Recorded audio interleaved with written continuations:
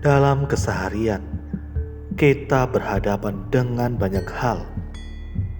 Dalam menghadapi segala sesuatu, kita harus mengamati jalinan jodoh. Saat bersikap baik terhadap orang, berarti kita tengah menjalin jodoh baik. Dengan demikian, secara alami, orang juga akan bersikap baik pada kita dan merasa gembira saat berinteraksi dengan kita. Ini dapat membangun citra seseorang. Dalam menghadapi segala sesuatu, kita harus mengamati jalinan jodoh. Benih karma dan jalinan jodoh bergantung pada perbuatan kita dalam kehidupan sehari-hari.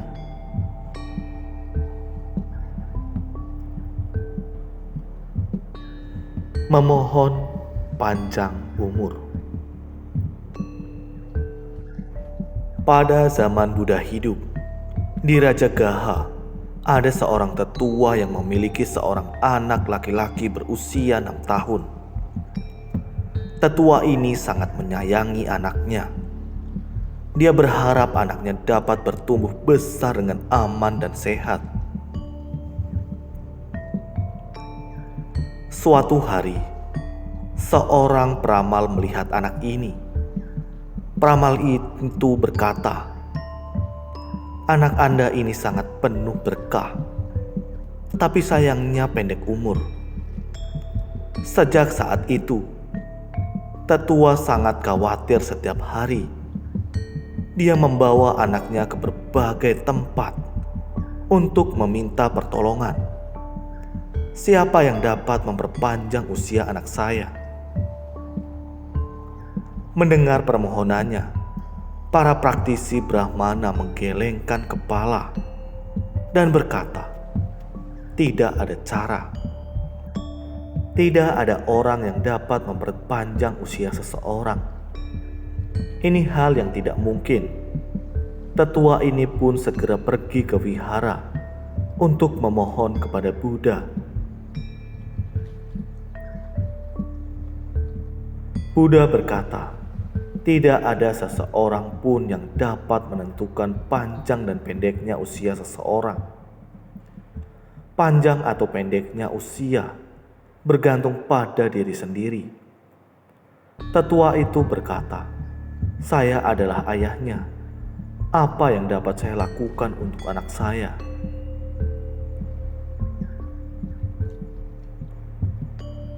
Buddha berkata, "Di luar kota, ada banyak orang yang hidup kekurangan.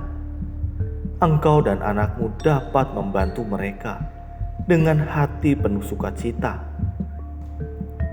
Saat bertemu dengan orang di sana, engkau harus membungkukkan badan dengan penuh rasa hormat, sehingga saat melihatmu, orang-orang itu juga menaruh rasa hormat. Di sana sungguh ada banyak orang yang hidup kekurangan. Dia tidak mengingat-ingat tujuannya untuk memohon berkah dan usia bagi anaknya. Dengan sepenuh hati, dia mengajarkan anaknya untuk bersumbangsih dan memberikan hormat kepada orang yang hidup kekurangan. Terhadap semua orang yang lewat, mereka membungkukkan badan dengan penuh rasa hormat. Orang-orang membalas budi mereka dengan cara mendoakan mereka.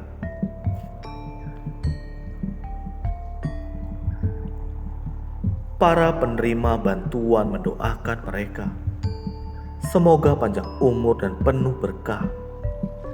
Demikianlah kegiatan memberi bantuan ini menjadi kegiatan yang paling menggembirakan bagi sepasang ayah dan anak ini. Suatu hari, ada banyak orang di sana. Ayah dan anak laki-laki ini tetap membungkukkan badan dan berdoa bagi semua orang. Salah seorang warga di sana berkata, "Saya juga mendoakanmu. Semoga panjang umur dan penuh berkah. Setelah berjalan pergi, orang itu berbalik dan berkata, "Saya datang untuk mencabut nyawa anak ini." Orang ini adalah setan pencabut nyawa. Dia memegang prinsip untuk melakukan apa yang sudah dikatakannya. Akan tetapi, dia sudah mendoakan anak tersebut agar panjang umur dan penuh berkah. Bagaimana saya dapat mencabut nyawanya sekarang? Sudahlah, lepaskan saja dia.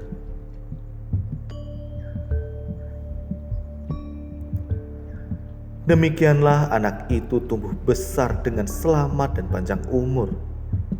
Tetua itu mengikuti ajaran Buddha untuk bersumbangsi dengan penuh sukacita dan membangkitkan rasa hormat kepada orang-orang.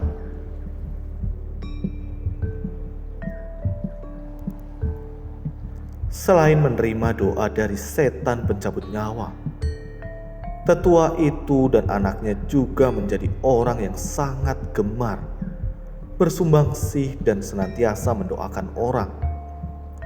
Anaknya hidup panjang umur karena menerima doa dari banyak orang. Inilah jalinan jodoh. Selain menjalin hubungan yang baik dengan orang, kita juga harus bertindak sesuai prinsip kebenaran. Sulit terlahir sebagai manusia dan sulit untuk mendengar ajaran Buddha. Apapun yang dilakukan, semuanya harus sesuai prinsip kebenaran. Setiap ucapan, pikiran, dan perbuatan kita, semuanya bersentuhan dengan kondisi luar, sehingga terciptalah karma baik atau buruk. Inilah Dhamma.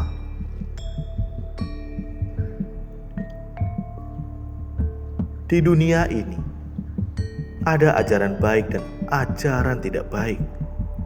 Kita harus mendalami ajaran baik. Namun di dunia ini, ada banyak ajaran tidak baik yang mengganggu pikiran kita. Ajaran tidak baik ini muncul karena perbuatan buruk. Saat melihat sesuatu, ketamakan pun timbul di dalam hati kita. Akibat bangkitnya nafsu keinginan dan ketamakan, kita melakukan banyak hal yang mendatangkan kerusakan demi mendapatkan apa yang diinginkan. Apakah begini sudah cukup? Tentu saja tidak. Pikiran yang bergejolak mendorong kita melakukan tindakan jahat yang memicu datangnya bencana. Ini merupakan sebuah siklus. Karena itu, kita harus mengamati jalan jodoh dan prinsip kebenaran yang bersifat di dalamnya. Segala sesuatu di dunia mengandung prinsip kebenaran. Karena itu, kita harus bersungguh hati. Di dalam kehidupan sehari-hari, kita harus bersungguh hati mendalami Dharma. Janganlah berpikir kita cukup melakukan kebaikan saja. Itu tidak cukup.